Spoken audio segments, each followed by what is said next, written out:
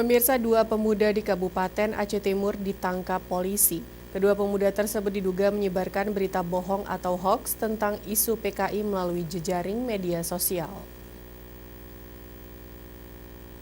Kepolisian Resort Kabupaten Aceh Timur berhasil mengamankan dua tersangka yang diduga sebagai pelaku penyebar hoaks isu PKI tentang penyerangan ulama di Facebook. Keduanya diciduk karena telah membuat warga di Kabupaten Aceh Timur resah. Berita bohongnya itu juga telah menyebarkan berita kebohongan terhadap masyarakat soal isu PKI yang menyerang ulama di Aceh. Kasat Reskrim Polres Aceh Timur AKP Permohonan Harahap mengatakan sekira pukul 3 dini hari waktu Indonesia bagian Barat, tim Opsnal Polres Aceh Timur memperoleh informasi bahwa warga resah setelah postingan dua warga pemuda di Aceh Timur.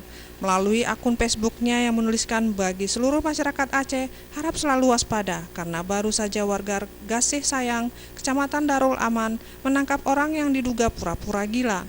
Orang itu diduga mengincar para tengku-tengku atau santri-santri yang ada di daerah setempat. Sekali lagi bagi masyarakat Aceh selalu waspada, PKI sudah bergerak menuju pelosok-pelosok yang ada di pesantren untuk mencari ulama-ulama. Pasca memperoleh informasi dari masyarakat, tim Opsnal Polres Aceh Timur melacak akun yang menyebarkan berita hoaks tersebut sehingga mengamankan dua orang pemilik akun Facebook tersebut.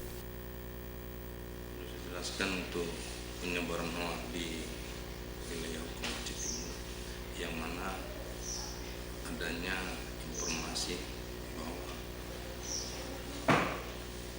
di medsos penangkapan orang gila di wilayah Darul Aman dan Perlah Barat, yang mana di medsos tersebut mengatakan adanya tangkap orang yang pura-pura gila yang menyerang